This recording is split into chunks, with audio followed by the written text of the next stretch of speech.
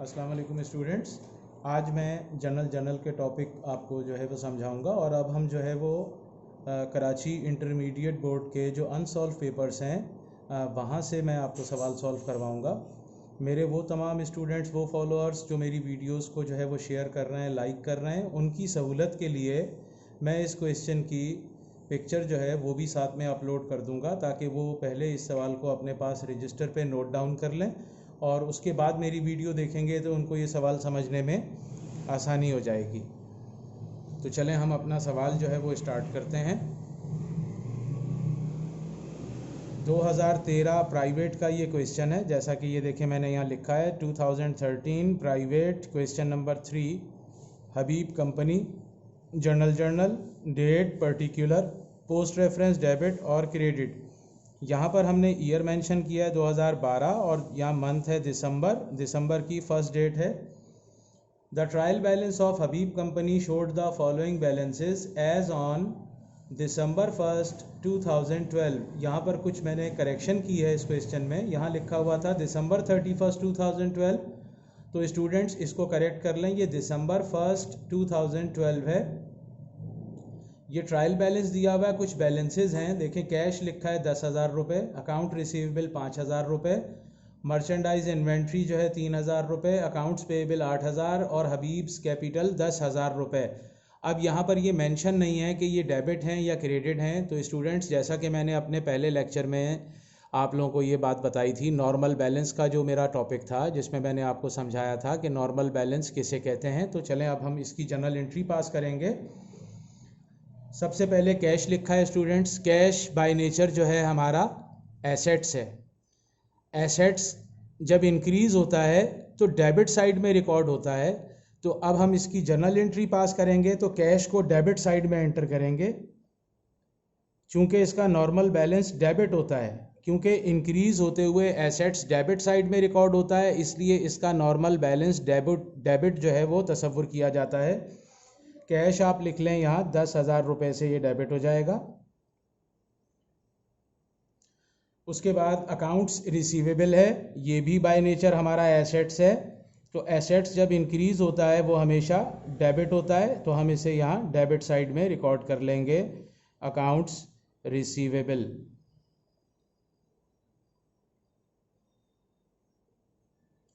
Accounts receivable हमारे पास जो है वो 5,000 रुपये अमाउंट दी गई है, तो 5,000 रुपये से अकाउंट्स रिसीवेबल को हम डेबिट कर लेंगे। उसके बाद मर्चेंडाइज इन्वेंट्री है, ये भी हमारा एसेट्स है और एसेट्स का नॉर्मल बैलेंस डेबिट होता है, लिहाजा जनरल एंट्री बनाते हुए हम इसे डेबिट साइड में रिकॉर्ड कर रहे हैं, merchandise inventory.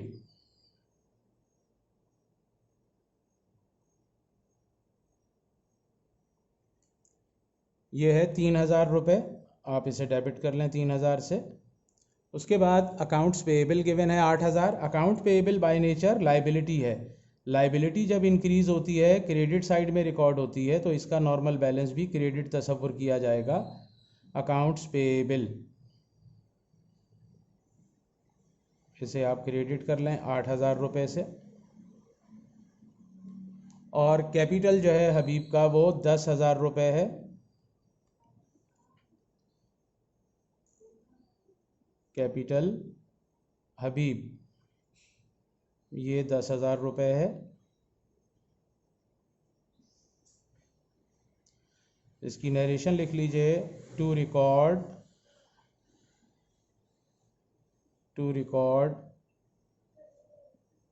Enter opening balances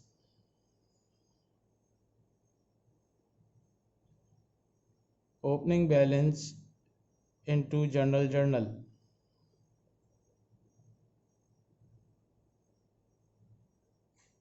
हमने ओपनिंग बैलेंसेस को जर्नल में एंटर किया है। ये पहली एंट्री हमारी कंप्लीट हो गई। उसके बाद the transactions for the month of December 2012 were as follows. दिसंबर के महीने की ट्रांजैक्शन जो हैं वो दर्ज झेल हैं। दिसंबर 5 की ट्रांजैक्शन है, यहाँ पर आप मंथ मेंशन कर दें दिसंबर और डेट इस कॉलम में डाल दें दिसंबर की 5th। Purchase merchandise on account from Rana and company for ₹7,000। हमने मर्चेंडाइज परचेज़ की है उधार पर राणा एंड कंपनी से 7,000 रुपये की। तो मैंने पहले भी आपको बताया था स्टूडेंट्स, जब हम मर्चेंडाइज परचेज करते हैं तो वर्ड परचेज का यूज़ करते हैं। परचेज को आप डेबिट कर लें, और ये सामान हमने उधार ख़रीदा है, पैसे हमने अदा करने हैं, हम पर जिम्मेदारी बढ़ रही है, यानी लाइबिलिटी इंक्रीज़ हो रही है। तो लाइबिलिटी जब इंक्रीज़ होती है वो क्रेडिट साइड में रिकॉर्ड होती है। यहाँ पर सप्लायर का नाम लिख लें, राणा एंड कंपनी, और इसमें अमाउंट आप एंटर कर दीजिए 7,000 रुपीज़। ये हमारी जर्नल एंट्री पास हो गई है।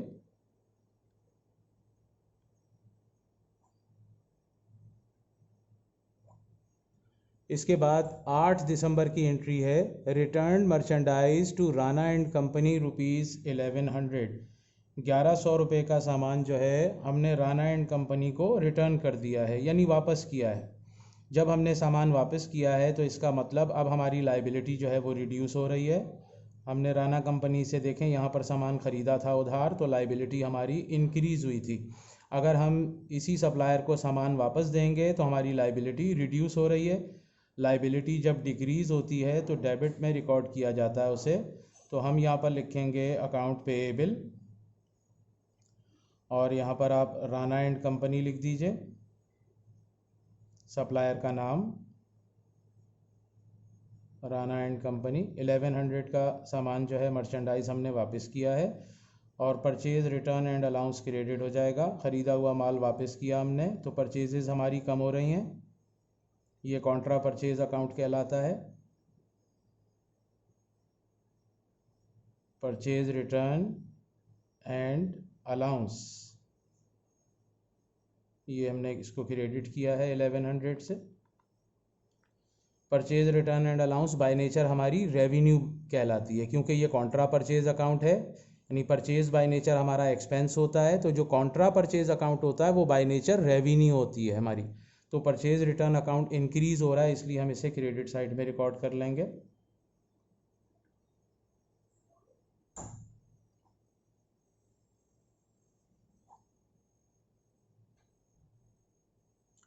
इसके बाद 12 दिसंबर की हमारे पास एक एंट्री आ रही है। 12 दिसंबर में sold merchandise to Mumtaz and company on account rupees 22,000। हमने मुमताज़ एंड कंपनी को मर्चेंडाइज़ जो है वो क्रेडिट पर सेल की हैं 22,000 रुपये की। तो यहाँ पर हमने मर्चेंडाइज सेल की हैं क्रेडिट पर, तो हमने अपने कस्टमर से पैसे मांग रहे हैं, उसे कहते हैं अकाउंट्स रिसीवेबल। अकाउंट्स रिसीवेबल को आप डेबिट कर लें। हमारा रिसीवेबल बढ़ रहा है, एसेट्स इंक्रीज़ हो रहा है, तो इसलिए हम उसे डेबिट करेंगे। और यहाँ कस्टमर का नाम लिखा जाएगा Mumtaz and company. Mumtaz and company 22,000 रुपये का हमने सामान इन्हें फ़रोख्त किया है, सेल आउट किया है, और हमारी सेल जो है वो बढ़ रही है। सेल्स हमारी रेवेन्यू है। मर्चेंडाइज़ जब सेल करते हैं स्टूडेंट्स, मैंने पहले भी बताया था, जब मर्चेंडाइज सेल करते हैं तो वो हमारी रेवेन्यू कहलाती है, उसके लिए वर्ड सेल का यूज़ करते हैं। और जब मर्चेंडाइज परचेज़ करते हैं तो उस वक्त परचेज़ का वर्ड यूज़ करते हैं, वो बाय नेचर हमारा एक्सपेंस होता है। 12 दिसंबर के बाद स्टूडेंट्स 17 दिसंबर की एक एंट्री है, merchandise was returned by Mumtaz and company 1200। Mumtaz and company ने 1200 की मर्चेंडाइज हमें वापस की हैं, यानी हमारा सेल किया हुआ सामान अगर वापस आ जाए तो हमारी सेल में कमी वाक़ई हो जाती है। तो सेल जब कम होती है तो डेबिट साइड में उसे रिकॉर्ड किया जाएगा, सेल्स रिटर्न एंड अलाउंस। इसको डेबिट कर लें आप 1200 रुपये से। और अकाउंट्स रिसीवेबल जो है कस्टमर का, वो हम कम करेंगे, क्योंकि हमें पैसे तो नहीं दिए कस्टमर ने, लेकिन उसने हमें माल वापस किया है, तो उसका रिसीवेबल अब हम कम कर देंगे। अकाउंट रिसीवेबल जो है वो 3 तरह से क्रेडिट हो सकता है। नंबर 1, अगर कस्टमर हमें पैसे दे दे तो उसका रिसीवेबल क्रेडिट किया जाएगा। नंबर 2, अगर कस्टमर हमें कुछ सामान वापस कर दे, रिटर्न कर दे, तो उसका अकाउंट रिसीवेबल क्रेडिट किया जाएगा। और नंबर 3, अगर हम अपने कस्टमर को सेल डिस्काउंट अलाउ करेंगे तो भी अकाउंट रिसीवेबल क्रेडिट रिकॉर्ड किया जाएगा। तो अकाउंट रिसीवेबल आप यहाँ लिखें और यहाँ पर मुमताज़ एंड कंपनी लिख दें 1200 रुपये से।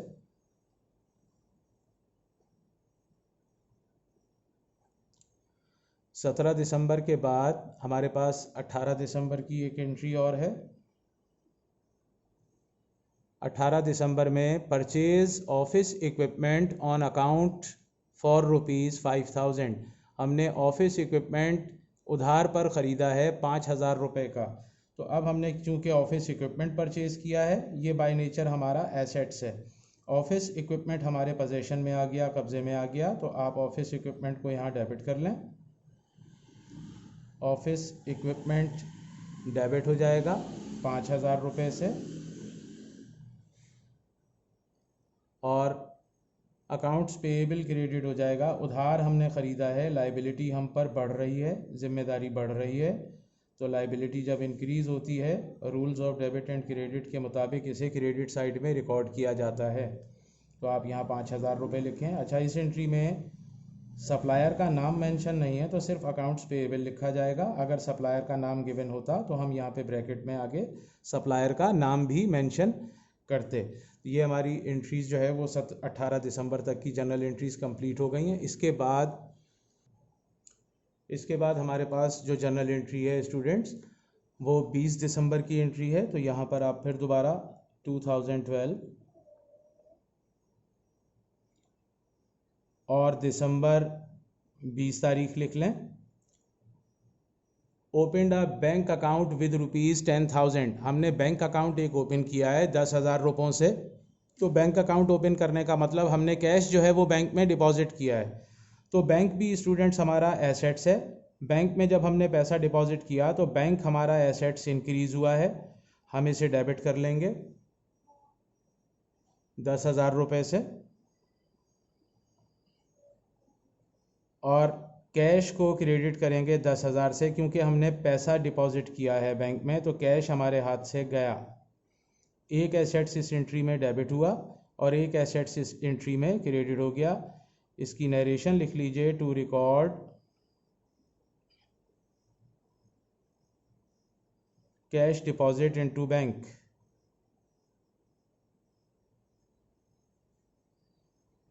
Cash deposit into bank.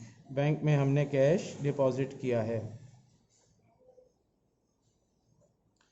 20 दिसंबर के बाद 24 दिसंबर की एंट्री है स्टूडेंट्स।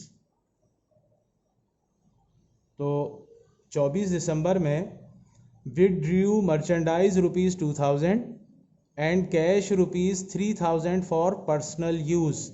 ओनर ने अपने ज़ाती इस्तेमाल के लिए, कारोबार में इस्तेमाल के लिए नहीं, अपने ज़ाती इस्तेमाल के लिए 2,000 का सामान और 3,000 रुपये कैश जो है वो बिज़नेस से विदड्रॉ किया है, निकाल लिया है। तो इसे हम कहते हैं ड्राइंग, यानी हमारा जो कैपिटल है वो कम हो रहा है। ड्राइंग जो है ये कॉन्ट्रा कैपिटल अकाउंट है। कैपिटल का नॉर्मल बैलेंस क्रेडिट होता है और जो कॉन्ट्रा कैपिटल अकाउंट होगा उसका नॉर्मल बैलेंस हमेशा डेबिट होगा।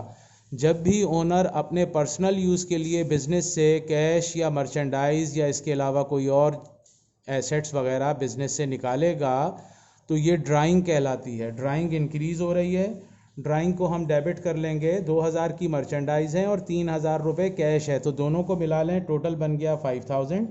5,000 से ड्राइंग को डेबिट कर लें, मर्चेंडाइज क्रेडिट करें क्योंकि हमने ये सामान बिजनेस से निकाल लिया, इसमें कमी वाक़ई हो रही है, ये हमारा एसेट्स रिड्यूस हो गया, इसे क्रेडिट कर लें मर्चेंडाइज 2,000 रुपये से।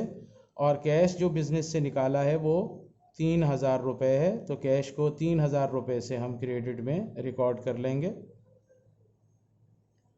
इसकी नरेशन लिख लीजिए, टू